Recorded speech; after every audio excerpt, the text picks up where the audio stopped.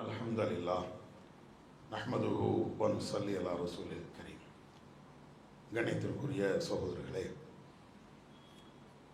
சமீபத்தில் பீகாரில் நடந்த ஒரு நிகழ்வை நீங்கள் செய்தி மூலமாக அறிந்திருப்பீர்கள்.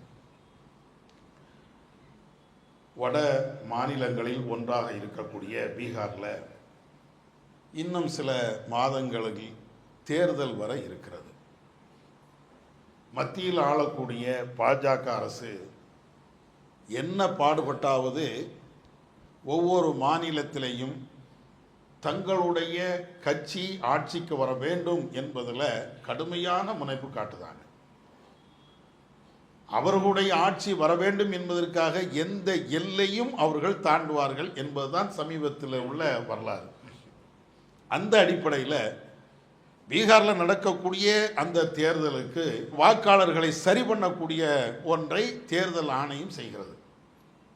சரி, வாக்காளர்களை அவ்வப்போது தேர்தல் நடக்கிறதுக்கு முன்னால் சரி பார்க்கறது வழக்கம்தான்.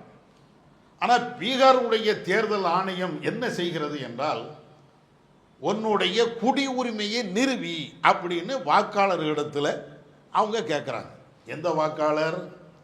இதுவரையும் பீகாரில் ஓட்டு போட்டாங்களே, ஓட்டர் ஐடி வச்சிருந்தாங்களே, அதே போன்று ஆதார் கார்டெல்லாம் வச்சிருந்தாங்களே, ரேஷன் கார்டு வச்சிருந்தாங்களே, 100 நாள் வேலை வாய்ப்பு திட்டத்திற்காக வேண்டி மத்திய அரசாங்கம் கொடுத்த கார்டு வச்சு எல்லாம் வச்சிருக்கிறாங்க. எல்லாம் வச்சிருந்தாலும் ஆதார் கார்டு செல்லாது. எதுக்கு? ஓட்டு போடுறதுக்கு. அப்போ ஏற்கனவே ஓட்டர் ஐடி தந்திருக்கீங்கள, அதுவும் செல்லாது. 100 நாள் வேலை வாய்ப்பு திட்டம் அந்த கார்டு, அதுவும் செல்லாது. இப்படின்னு சொல்லி தேர்தல் ஆணையமே அவங்களே களத்தில் இறங்கி இதை மாதிரி கொண்டு வராங்க. நீங்கள் எங்கள்கிட்ட நீங்கள் சில ஆதாரங்களை காட்டணும், மீண்டும் உங்களுக்கு ஓட்டர் ஐடி தருவோம், அந்த ஆதாரத்தின் அடிப்படையில் தான் நாங்கள் ஓட்டர் ஐடி தர முடியும், அதை தாங்க அப்படின்னு கேட்குறாங்க.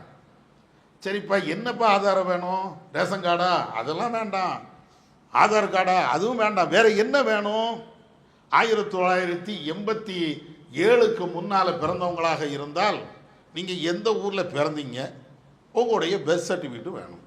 87க்கு முன்னால் பிறந்தால் 2004க்கு முன்னால் 1987 இருந்து 2004 வரையும் அதுக்குள்ளே நீங்கள் பிறந்திருந்தீங்கன்னு சொன்னால் உங்கள் பெர்த் சர்டிஃபிகேட்டும் வேணும், உங்களுடைய பெற்றோர்களில் ஒருவருடைய பெர்த் சர்டிஃபிகேட் வேணும்.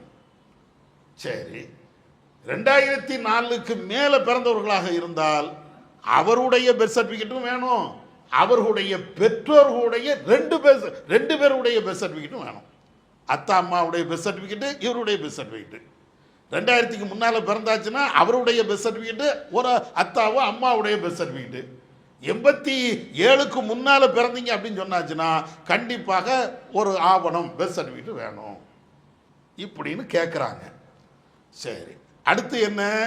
இது கேட்டு இது ஒரு வகையான ஒரு மிரட்டல். சரி, இப்படி கேட்குறோமே, ஏற்கனவே நம்ம கொடுத்துருக்குறோமா? யோசிக்கணும்ல. மக்கள் எங்கேருந்து கொண்டு வருவான்? அவனை அச்சடிச்சா கொண்டு வருவான்? பெர்த் சர்டிஃபிகேட் ஒரு ஆளுக்கு வேணும் அப்படின்னா நானாவே அச்சடிக்க முடியும்? அரசாங்கம் கொடுத்தா தானே நான் வச்சிருக்க முடியும். ஆதார் கொடுத்தது யார்? அரசாங்கம் வச்சிருக்கிறேன். ரேஷன் கார்டு கொடுத்தது அரசாங்கம் வச்சிருக்கிறேன். ஓட்டர் ஐடி அரசாங்கம் கொடுத்துருக்கு வச்சிருக்கிறேன். பெர்த் சர்டிஃபிகேட் நீ தந்தா தானப்பா. 1987 அல்லது அதற்கு முன்னாலேன்னா பெர்த் சர்டிஃபிகேட் இந்தியாவில் முறையாக வழங்கப்பட்டதா? யாராவது ஒரு ஆள் கேட்டால் கொடுத்துருப்பாங்க, அவ்வளோதான். அந்த இன்னைக்கு இருக்கிற மாதிரி சிஸ்டம் அன்னைக்கு இல்லை, யதார்த்தம் அதுதான். அப்போ பெர்த் சர்டிஃபிகேட் கொண்டு வா, பிறந்த நாள் சான்றிதழ் கொண்டு வானா எங்கேருந்து கொண்டு வருவான்? சரி, அப்போ இதையெல்லாம் எதுக்கு கேட்குறாங்கன்னு விளங்குதா? எலெக்ஷன் நடத்துவதற்கு, ஓட்டு போடுவதற்கு அப்படி இதை கேட்கல. உங்களுக்கு ஏற்கனவே தெரியும் என்ன அரசியல் கொண்டு வந்தாங்க. இந்த நாட்டினுடைய குடிமக்களை குடிமக்கள் இல்லை என்று ஆக்குவதற்காக ஒரு சட்டத்தை நாடாளுமன்றத்தில் கொண்டு வந்தாங்களா? அதை இந்தியாவில் இருக்கக்கூடிய ஜனநாயக சக்திகள் அத்தனை பேருமே சேர்ந்து கடுமையாக எதிர்த்ததின் காரணத்தினால கிடப்பில் போட்டாங்க. இப்போ அதை நேரடியாக கொண்டு வர முடியல அப்படிங்கிறதுக்காக வேண்டி எலெக்ஷன் கமிஷன் மூலமாக, தேர்தல் ஆணையத்தின் மூலமாக இப்படி கொண்டு வருவது. இப்போ என்ன செய்வாங்க? உன்கிட்ட பெர்த் சர்டிஃபிகேட் இல்லை, அதனால நீ ஓட்டு போட முடியாது, இந்த நாட்டுடைய குடிமகன் இல்லை, அதுதான் கொண்டு போய் நிற்கும். என்ஆர்சியை நேரடியாக கொண்டு வர முடியாம குறுக்கு வழியில கொண்டு வருவதற்கு மத்திய அரசாங்கம் இவ்வளவு பாடுபடுது. அதான் எல்லாருமே கேட்கிறாங்க, ஒரு மனிதன் இந்திய குடிமகனா இல்லையா என்று தீர்மானிப்பது தேர்தல் ஆணையமா அல்லது அரசாங்கமா? யார் தீர்மானிக்கணும்? அரசாங்கம் தீர்மானிக்கட்டும். அதை விட்டு போட்டு ஒரு தேர்தல் ஆணையத்திற்கு என்ன வேலையோ அந்த வேலையெல்லாம் விட்டுட்டு நீ இந்திய குடிமகனா, நீ இந்திய குடிமகன், நீ எதுக்கு நிரூபிக்கிற, நீ எதுக்கு இவ்வளவு கேட்கிற அப்படின்னு சொல்லிட்டு நிறைய பேர் கேள்விகளையும் கேட்கிறாங்க. இன்னைக்கு இதை கொண்டு போய் சுப்ரீம் கோர்ட்ல கொண்டு வழக்கும் தாக்கல் பண்ணி விசாரணையும் நடைபெற்று கொண்டு இருக்கிறது. இப்ப நம்ம முன்னால சில விஷயங்கள் இருக்கிறது, அதை நம்ம கவனத்தில் கொள்ளணும். இது போன்ற அராஜகமான இந்திய குடிமக்களையே இந்திய குடிமக்கள் இல்லை என்று சொல்லக்கூடிய அளவிற்கு என்ஆர்சி போன்ற சட்டங்களை நேரடியாக கொண்டு வந்தாலும் சரி அல்லது மறைமுகமாக கொண்டு வந்தாலும் சரி, தேர்தல் ஆணையத்தின் மூலமாகவோ அல்லது இன்ன பிற வழிகள் மூலமாக கொண்டு வந்தாலும் சரி, அதை தடுத்து நிறுத்தக்கூடிய ஆற்றல் இந்திய மக்களுக்கு இருக்கிறது. எந்த அடிப்படையில்? ஜனநாயக வழியில் மீண்டும் கடுமையான ஒரு போராட்டம்.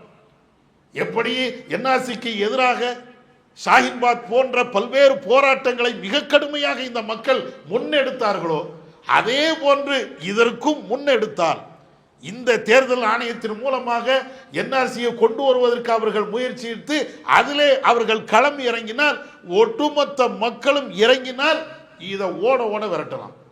ஏன்னா பாசிச சிந்தனை கொண்டவர்கள் இப்படிலாம் உடவலாம் மாட்டாங்க. மக்களை எப்போ பார்த்தாலும் பதற்றத்திலேயே வைக்கணும். நீ இந்தியன் இல்லை, நீ இந்த நாட்டில் இல்லை, நீ பங்களாதேஷ்காரன், நீ பாகிஸ்தான்காரன், நீ வெளிநாட்டுக்காரன் இப்படின்னு சொல்லிக்கிட்டே இருக்கணும். அப்படின்னா தான் அவங்க ஆட்சி ஓடும். அதற்காக வேண்டி ஏதாவது ஒன்று செய்வார்கள். அவர்கள் ஒன்றை செய்கிறார்கள் என்றால் நம்ம ஜனநாயக வழியில் செய்யலாமா இல்லையா? அதனால இது போன்ற சட்டங்கள் அல்லது இது போன்ற செயல்பாடுகள் நம்ம பகுதியிலையும் வந்தாலும் எல்லா மக்களும் ஜனநாயக வழியில் போராடுவதற்கு தயாராக இருக்கணும். இந்தியாவில் இனிமேல் போராட்டம் தான்.